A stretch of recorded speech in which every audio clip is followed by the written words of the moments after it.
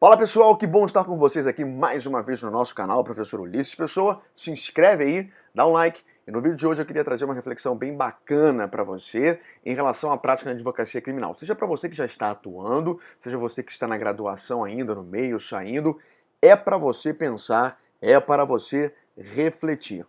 A prática na advocacia criminal é um jogo processual. E se você não souber jogar o jogo processual, você vai ficar para trás e não vai lograr êxito naquilo que você está se propondo, na defesa da causa do seu paciente. Mas aí você pode estar pensando assim, mas professor, eu já treinei nos bancos da graduação como atuar. Eu fiz NPJ, eu li os livros, eu li os manuais, eu li as teorias, eu me preparei pra caramba. Agora eu quero aplicar isso na prática. Cuidado! Na graduação, nos bancos da universidade, você não é treinado para o jogo processual.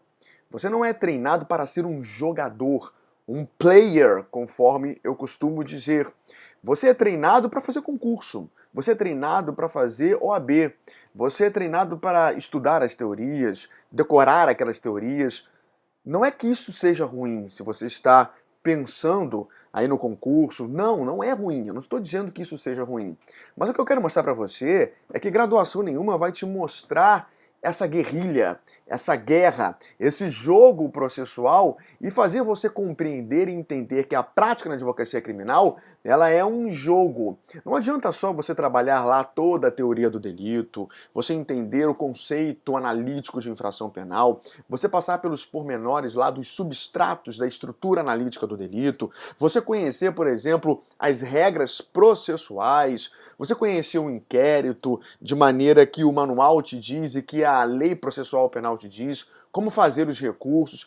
Isso não é suficiente.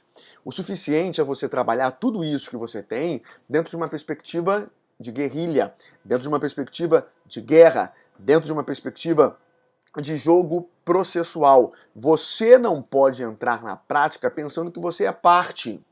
Você é um player. Você é um jogador. E nesse sentido, a sua visão tem que ser modificada. Eu costumo dizer que tem que haver uma epifania na tua cabeça, uma revelação, de tal maneira que isso gere uma metanoia, uma mudança drástica, seja hoje na graduação, seja amanhã na prática da advocacia criminal, ou se você já é advogado, está vendo isso. Mas professor, eu não quero saber de advogar na prática, eu quero fazer concurso, eu quero ser membro do Ministério Público, eu quero ser juiz. Se você continuar pensando assim, você também estará fadado ao fracasso lá na frente. Porque até o juiz, ele precisa ter essa visão de jogador, entender esse jogo processual. Até um membro do Ministério Público, ele tem que ter essa visão de jogador, jogo processual, e entender a prática ali de forma diferenciada, não olhando só para os manuais. Mas aí você pode pensar assim, mas professor, eu estudei as regras do jogo. Eu estudei a instrumentalização do direito penal, o processo penal. E nesse sentido eu sei como a audiência acontece, como tudo se perfaz. Cuidado! Porque aquilo que você aprende nos livros tradicionais, nos manuais tradicionais, lá na graduação, não é de fato o que acontece na prática processual penal. Sobretudo quando os próprios juízes aplicam as suas regras solipsistas, ou seja, as suas regras individualistas, e aí dentro disso mudam a sistemática do processo, e aí você para pensar assim, ué, eu não aprendi assim lá na graduação, aqui na prática é tudo diferente. Eu vou te dar um exemplo. Lei 13.964, pacote anticrime. O pacote anticrime nasce com a visão do juiz das garantias, sistema acusatório, lembra lá dos artigos 3º A e 3º B, do Código de Processo Penal, e na prática isso não está acontecendo. Como é que você faz isso? Como é que você pensa isso? Então, cuidado, porque o direito, ele não é matemática. Eu sei que tudo na nossa vida é matemática, mas no direito 2 mais 2 não são 4, são 5, 6, 10. Por quê? Porque você não pode raciocinar o direito como um todo, o processo penal, o direito penal, matematicamente. Existem variáveis que modificam toda a nossa estrutura, toda a nossa linha de raciocínio, todo a nossa compreensão, e quando você vai para a prática, isso se materializa, e você sabe disso que eu estou falando. Então, você precisa verificar e se aplicar e identificar que o jogo, ele não tem uma regra específica. Chega na prática, ele se modifica. E como é que eu resolvo isso? Você precisa entender os jogadores. Você precisa entender os players dentro ali do jogo processual, dentro da guerra. E como é que você entende os players? Você não vai entender com direito penal, você não vai entender com processo penal, você não vai entender com manual de graduação, você não vai entender com lei penal, com lei processual penal. Você vai entender com saberes psis, por exemplo, psicologia, por exemplo, psicanálise. Você consegue entender o outro na falta do objeto dele. E aí você traz isso para a prática. Você começa a entender o porquê daquele julgador julgar daquela forma, o porquê do membro do Ministério Público atuar daquela forma. Não dá para você pensar na prática processual penal, no jogo processual penal, sem regras de programação neurolinguística.